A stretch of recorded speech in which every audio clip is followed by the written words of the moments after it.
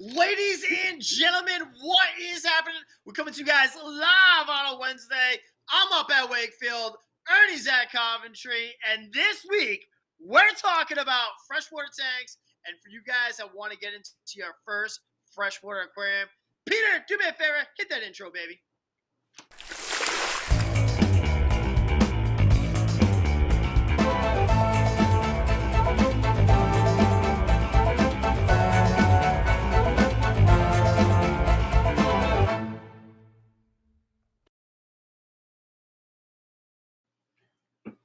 For all you guys that don't know, we've been trying to switch it back and forth between freshwater and saltwater. This week, we're talking freshwater tanks. And Ernie, what do you want to get into first? If you've never done a freshwater aquarium and you've always thought about it, guys out there, we're getting into it tonight. Ernie, what do you want to get into? We've done a bunch of videos about tanks that we carry. We never quite get into it with you if you already have a tank and you just want to redo your tank. We're going to try to get a little more into that tonight with decorations we carry, filtration we carry, substrate we carry, stuff like that. So it's not necessarily about just getting a brand new tank and starting over from scratch. We can revamp your old tank if you do not want to get a new tank. We can do a revamp of an old tank. We can do a new tank. You can do a rimless tank. There's so many different ways. We can even take a kit tank and reconvert it so it runs better. That's one of the biggest issues we run into. That's the beauty of fresh water. You have tons and tons of options. Salt water, your options are a little bit limited. If you don't do it right, it's not going to work right. Fresh water, we can get you up and running pretty easily. What part do you want to get into first? You want to picking out your aquarium? You got to start with the aquarium, otherwise you've got nothing to go with. So, Ernie, what would you pick out for an aquarium? So, say if you're getting into it, you got to decide what you want to do. Not everybody. So, you'll see at all the OSAs a lot of rimless tanks, especially when it comes down to the water box aquariums or the planets. But not necessarily is a rimless tank for absolutely everybody. We also do planet aquariums where we have full canopies and stands, because a common thing we hear quite often is, I have cats, and that is definitely something that happens all the time.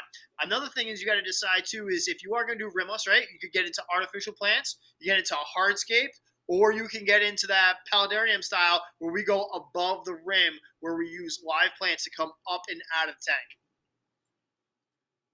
fish selection is very important on what kind of tank you get. If you want to have an arowana, you need something that has a cover on it. A large tank with a cover. That's just one example. If you put an arowana in a rimless tank, you're going to have a dirt devil arowana on your hands in about a half hour tops. Oh, so yeah. you need to keep that in consideration also. These rimless tanks look awesome, especially with all the wood and stuff coming out of them, but you have to have the proper fish for them. If you're setting up a tank, me personally, I love arowanas. Specifically for an arowana, you need a tank that has a top on it. So, and the screen tops that you can put on a rimless tank, an arowana is probably going to knock that thing off and get out anyway. You want a glass top with a canopy, and there's quite a few of the large predatory freshwater fish that will blow one of those screen tops right off. So you're going canopied with a glass top in that situation. The biggest thing is you want to be able to pick out the right fish. You kind of have to have an idea of where you want to go with the tank, because you got to understand like fish selection, right? You have to have an idea of what you want to fish. Because the other thing that's going to come down to it is life support. Life support is going to determine your fish selection, and it's also going to determine what you're going to do for a rimless tank. So once you have your tank selected, then you got to figure out your filtration.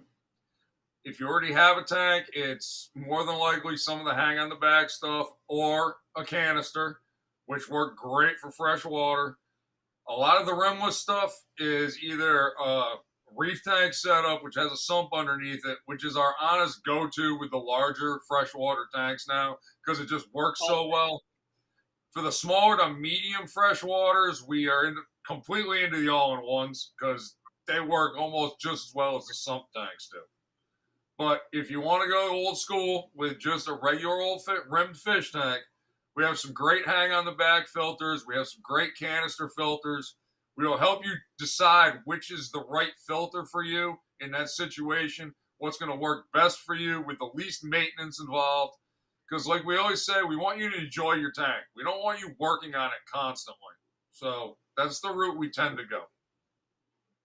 One of the things we got to get into is when it comes down to life support, picking and choosing the right life support for the tank. So I'm going to use an example as a normal aquarium. When I say a show aquarium, I'm talking about a tank that's not drilled, that's not reef ready. A standard example, 55 gallon or a standard 75 gallon or something as simple as a 40 gallon.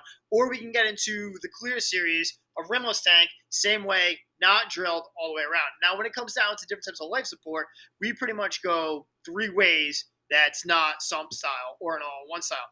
The first one we get into is the C-Chem title. This right here has been by far our favorite when it comes to a hang on back or an HOB for any sort of aquarium. Now, when you're picking and choosing this hang on back, the biggest thing I can tell you is, see this right here when it says rated for up to 75 gallons. I'm never going to put something rated for what the tank is. So I would run this 75 gallon on a 40 gallon tank is how I'd power this. You want to really overpower that tank. You want to make your life simple, right? You when you come down to saltwater or freshwater, you kind of decide. Freshwater, we try to figure out more for the aquarium lover. Something that's very simple, you're not spending a lot of time on or maintenance on. Saltwater, I feel like it's more diehard. It's more somebody that wants a project, that wants to be a part of it. It's a lifestyle. That's what saltwater is. Freshwater aquarium is more as display. When you overkill your filtration, your life support system, it just makes your life easier when it comes down to overall maintenance. What's the biggest upside to that filter, Scott? The biggest thing is I like the fact that I can just take the top, take it off. I can use any like the products we use, like the Max Out. But my favorite part on this one versus like an Aqua Clear 110, and a lot of you guys out there like, I do love my Aqua Clear 110s. I love the surface skimmer. The fact this has a surface skimmer from the top that skims that top of the water, it just makes life so much better. And that's been one of my all-time favorite. Also, the fact that that chamber is large, where you can decide whether or not you want to make it almost like a saltwater guy's reactor style, where you're using chemical filtration, using medias to pull things out, carbons, or if we're going to go more biomedia and just fill that up with biomedia. So this here for a hang-on back is by far been What did you leave out? Huh? You're not replacing filter pads in that thing. That's the beauty of that filter. There's no filter pads. You can just take them, clean them out. Once the bacteria, sometimes if they eat away at them, they break them down. No, but I mean, you're not replacing filter pads every month. No. That's the beauty of that filter. Yes. So Ernie's talking about when it comes down to all the certain filters, like hang-on backs, you have those replacement parts. We do a lot in the surface too. We use a lot on the marine lands. But you got to replace those filters every other week or else they get clogged. And then when they get clogged, they actually overflow everywhere. So you got to be on top of that. This one here, you don't have to worry about it. It just keeps it overall maintenance easier. But the surface skimming on that is an awesome, awesome part of that filter. The next thing is when we get into canisters, picking and choosing which canister filter you're going to want. That is going to be up to every single one of you guys. You're going to find the best way I can describe a canister filter is like a PlayStation versus an Xbox, right? You're going to find a canister filter that works for you, and you're going to stick to it. For us, we've used many different types. I really love the big boys when it comes down to filtration, but for those in-betweens, whether it's a CJ, whether it's a Fluval, whether it's an OSA, that's going to be up to you, and you're going to find the right one. Just overkill that filtration. We'll run large filtration, almost double what it can handle on the tank size. So if it's running 75 gallons, put it up to 150 to 200 gallons is the size of that canister you want to filter. One of my all-time favorites has got to be, I will always go a sump system, right? Always. It just makes your life so. The greatest thing I can tell you, if you could do a sump system and if you could put a UV sterilizer on that sump system, that is the perfect, ultimate, super minty system for me. Like, that is just the way to go. But if I got to do a canister filter, we're doing a show tank and we're going to do canister filter. Also, if you're going to do live plants do well on these canister filters, the Fluval FX6. By far, this is a beast and has been so far my ultimate favorite when it comes down to canister filtration. With the smaller canisters, a lot of you guys are going to like run the Clear Series rimless tanks, and you don't like the look of those hoses hanging over the top. There's a lot of stainless steel kits coming out of Europe and Asia right now that you can replace the stock plastic parts with, and you get that cool stainless steel look, and it just goes really nice with especially the Waterbox Clear Series tanks. It looks really good, but that's for the smaller canister filters. I have not seen a larger version yet that would work with the FXs. Nah, so far nothing out there is like that. The FX is more if we're just powering a large tank, something a 75, a 90 gallon or up, we'll go that style. You could use them up to a 220. If you're using like between a 150 or 220, I would suggest 2 FX6s. After that, you really want to go full sump filtration. What's next, 30? I guess we go with substrate. We Woo! tend to go the natural route. You have your choice of sand, fine gravel, or medium gravel. The fine gravel has really been taking off lately. A lot of our tanks were sand in the beginning. A lot of people are preferring the fine gravel over the sand now. The sand, you're running into issues eventually of having green cyano growing on it, and it just looks awful. And it's hard to get rid of once you get it going. And if you're not careful, the sand is going to scratch your tank. The gravel tends not to. As long as you're really careful with the sand, it won't scratch your tank. But it just takes one mess up, especially with a magnetic cleaner, and you could have a little bit of a mess. We have seen that quite a bit. If you use a really ultra fine sand, that works way better. But any sand that has a grit to it, we seem to have problems. Also, you got to be careful when it comes to sand in a canister filter, right? Something like in an FX6.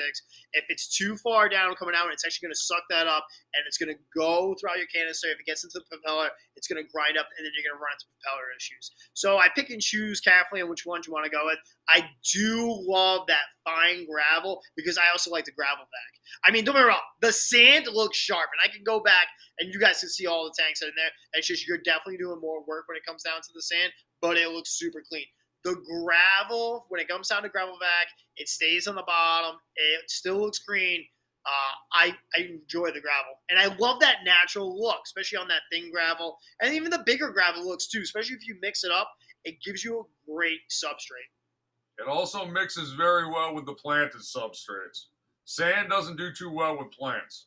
But the planted substrates, you can mix with the fine or the heavier gravel, and you don't have to buy 5 bags of the expensive planted substrate. You can buy 1, maybe 2, and mix it in with a 50-pound bag of the regular gravel, and you still get the same effect out of it and pretty much the same look.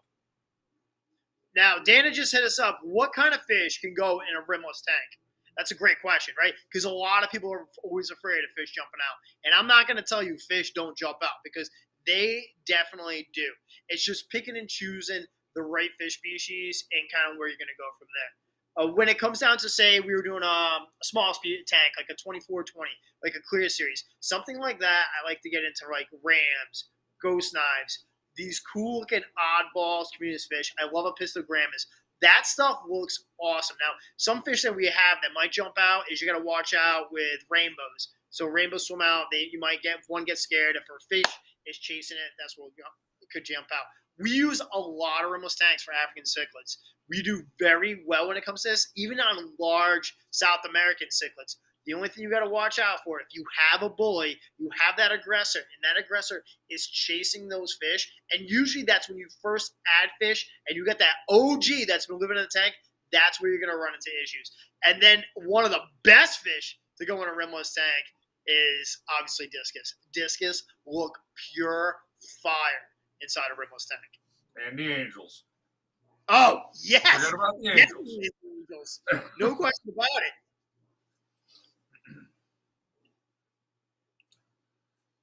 Just bear. I'm going to Ethan Finch. I see your comments. Chris, what's going on, guys? So, Ernie, what do you want to get into next? You got the substrate. Now, what are we doing? Are we doing artificial plants? We doing rocks? We doing a hardscape? We doing a live? Like, what goes from there? Once again, this depends on you, because you're the one that's looking at it. Depends on what you like, and the fish as well. Because if you do a discus tank and it's heavily loaded up with plants,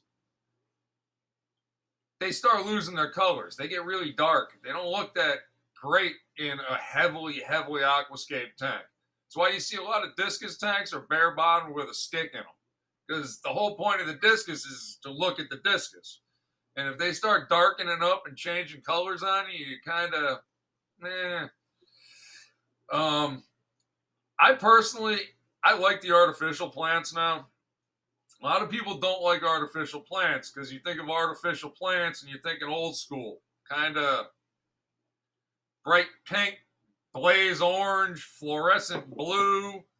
They just don't look right. They might have looked right in that rainbow gravel, but you're not running a rainbow gravel tank. The artificial plants now, they are so realistic looking. It looks like I just picked it out of the backyard, but it's completely synthetic. It's funny because I know you have the green screen thing on it, so because it's green, it's making the plant this is brown. That's a brown one. The green one probably is There we go. green's showing up. But it's got roots on it. This thing feels real. It feels like you could cut this up and put it in a salad. It's not only that they look real, they feel real. So they're not hard plastic. So a lot of people used to worry about their fish getting hurt on these things. That's not the case anymore either. They made them out of cloth for a little while, but the cloth would dissolve. And that's no good either. Now they're a very soft plastic, and it honestly looks and feels like it's a real plant. If you still like that flower root, or even making very realistic looking flowered plants, that looks like something you'd see underwater somewhere. Comes in every color: orange, yellow, purple.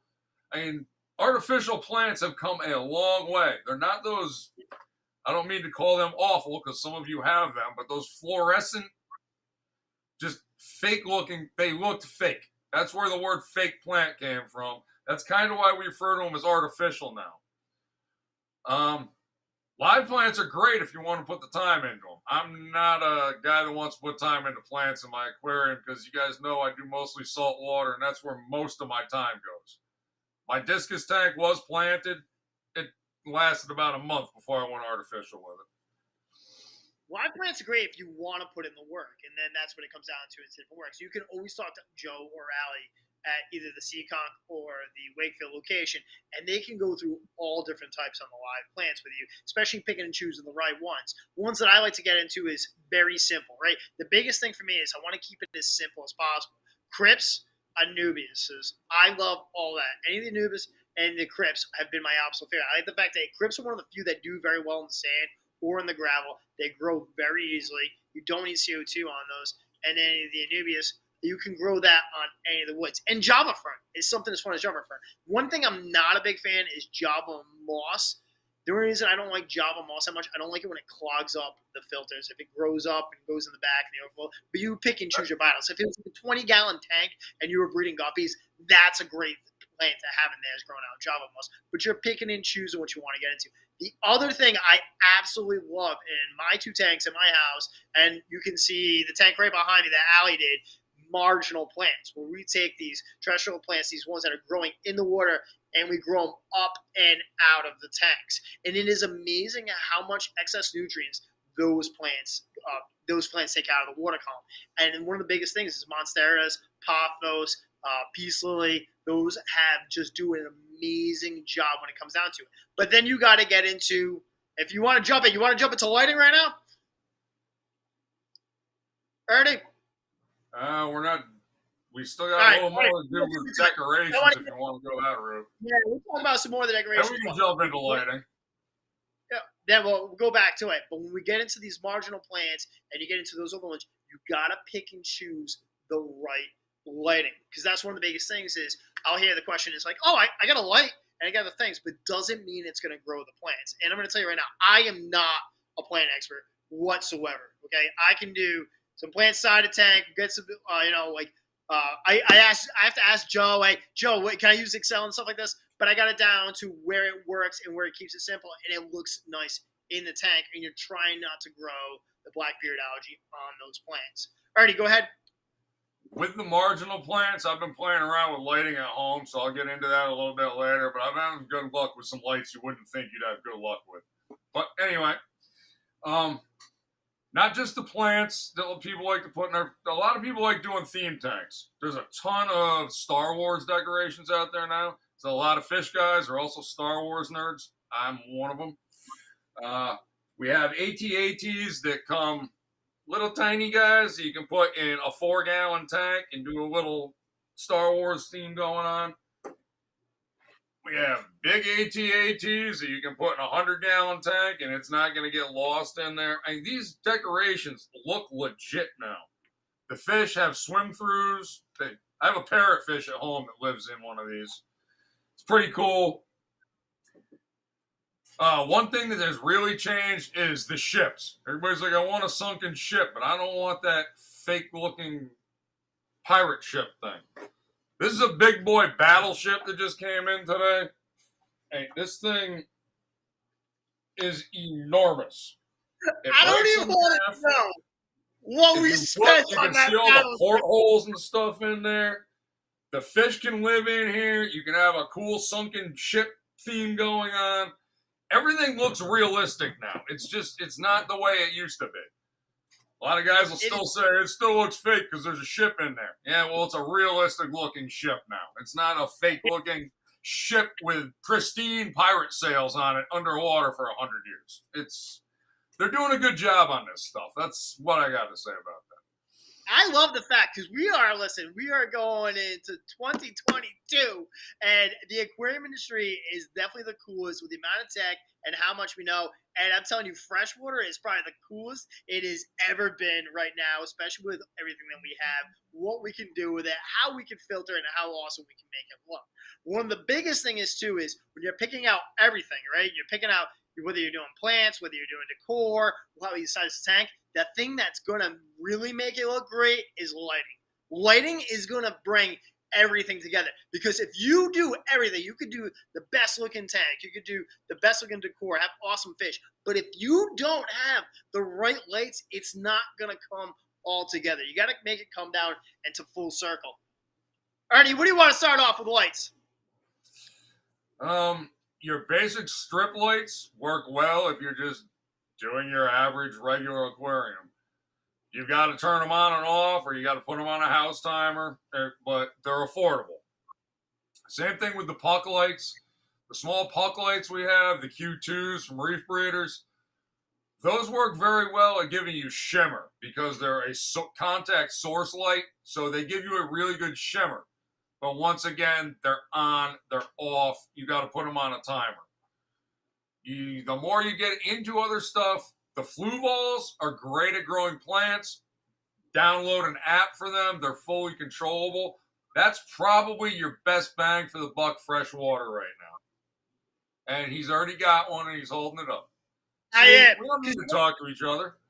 I gotta tell you guys, this was a light I saw when I was in Texas, and I went down to the fish galleries, and they had them on these big display tanks, and they did all of it. I mean, we're talking about, I saw these lights on 600-700 gallon tanks, and they still look great. Don't get me wrong, they had multiples, and even if they were just plants or artificial decor, the fish, right? Because that's what we get into. We want fish. We want the tank to look awesome. The fish looked awesome. And we brought them in. We started using them. For what you're paying for and what you're getting, this light is no question about it the best bang for your buck. When it comes down to a non-rimless tank. So if I get a tank with a canopy or if I get a tank with just a glass top, this is no question about it the light I'm going to choose because I love the spectrum on it. I love the way it works. We've actually used this for a 75-gallon, no, it was a 90-gallon Planet tank, and it came out epic. Still to this day, it's 2 years old, and it looks amazing, non-CO2 injected, and it looks fantastic, and it will grow plants with you because you're pushing at that 6,500K. And I got to say, I just absolutely love this. And for your bang for your buck, definitely I would go with this one. The next step up is the AI Prime Freshwater. That is an unbelievable light. A lot of you folks think we're crazy when you tell it costs $230. People are visual. We're looking at things, and if it doesn't look right, we don't want to look at it. You guys will drop $230 on a TV in a heartbeat without even thinking about it. You're looking at your tank more than you're looking at your TV. Don't you want your tank to look right? Especially when we're doing these rimless tanks with all this wood coming out of the top and everything. These bar lights don't work because the wood's in the way. The plants are in the way. Everything's in the way. The AIs, you can put them on up to an 18-inch arm. They give you a nice sleek look. They're up, out of the way. They're shining that light down from at least a foot above the water level, so all these marginal plants are getting light from them. You can also hang them if you want to go with a really, really clean look. The higher you get the light up there, the better the spread is. They're amazing lights, fully adjustable, sunrise, sunset. You can have them do storms if you want. I don't recommend that. The fish do not like it. It's an add-on. A lot of these companies do. I don't recommend using it because the fish, you're talking about fish jumping out, those lights start flashing like crazy, those fish are jumping. They don't I don't like think they have it anymore. I think they took it off when they made the Bluetooth ones. Is it off of there now? Yeah, I think they took it off. I I think hope they were they very. took it off. Yeah, so they took it off. But when it comes down to the AI freshwater, there's no question about it. And the shimmer. I love the shimmer on any of those. It's what makes a tank, especially the background. All our display tanks here, Coventry, Wakefield, all have the AI primes on them just because the fish look awesome. And that's one of the biggest looks I want to get into. The fish look awesome. The plants look awesome. The tank looks awesome. You want your tank to look like when you go down to the local stream or the local lake or pond and you see that shimmer going across the sand and the fish swims by and you can see the shadow of the fish underneath it. That's what the AIs actually replicate. They're amazing lights.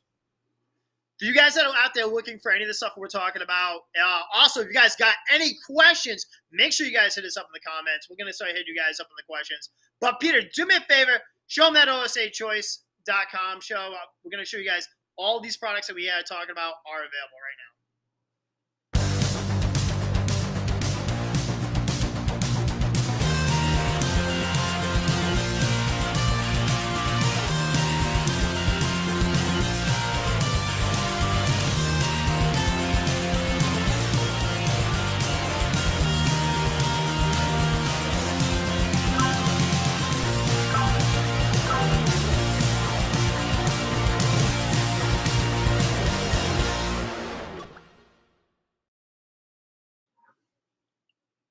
Alrighty, so we got lighting. We did substrate. What do you want to get into next? We covered most of it. What are we missing? If you guys want to get into anything else, one of the things we didn't talk about was choosing if you want to get into woods, right? There's multiple types of woods that are available out there, right? Especially now, we have way more options than we did before. You're going to see Malaysian driftwood. You'll see Sabu wood, Cajun wood. That's one of the things. Sputter wood. That's another top one. Dragon woods. When you get into woods, the biggest thing I can suggest for you to do is pre-soak that wood the best you can. I get to hear about like boiling and this and that. If you want to go to that extent, you can, but I really just suggest putting it in a large bucket, let it soak, try to get those tannins out as much as possible, because if you get a piece of wood that hasn't been pre-soaked, the amount of tannins is going to take forever, especially when it comes down to like Malaysian driftwood takes the longest. It looks great when it's done, but it does take the longest. One of the top ones that we use at the OSA is Sputterwood. I love the way it looks. It's got crazy cool looking shapes, and you can do so much with it, especially when it comes down to rimless tanks. I like really taking it up and out of the tank and really going above the rim. When it comes to a Sputterwood, anyone that's ever bought one and put it in their tank will freak out 4 days later if they didn't know this. You're going to get a biofilm that leaches from that wood. It is going to look like the wood is just covered in fuzz. Don't freak out. It's okay. The wood is supposed to do it. You're going to think your tank's got a disease, there's something wrong. It's okay. It's just a biofilm. Now, if that biofilm is driving you absolutely bonkers so you can't deal with it, you can pull it out, you can wipe it down, you can wash it off, you can put it back in. It might do it again. But if you get into any species like Otosynchos cats, any sort of, so-called algae eater or anything like that, that will actually clean that up. And honestly, the fish will pick at it. It will. If you leave it alone, it'll go away also on its own as it starts going out. The other thing is the tannins. As the tannins leach out, you're going to get more and more. Water changes will take out those tannins. Every piece of wood's different, so I can't give you an exact number. It goes by how big the piece of wood is, the amount of water volume that's in the tank, and also things like that. One of the products that we use all the time to pull out those tannins is the Max Out OG. The Max Out Original has a heavy organic scavenger resin with a high capacity carbon. When you use that, that is probably no question about it, one of the best products. And you'll even see it. When you pull out that bag, you see the organic scavenger. It's just brown. It pulls out as much as possible. So just be picky about choosing the woods, but the right piece of wood can make the entire tank. And that's one of the coolest things when you're picking out. So take your time.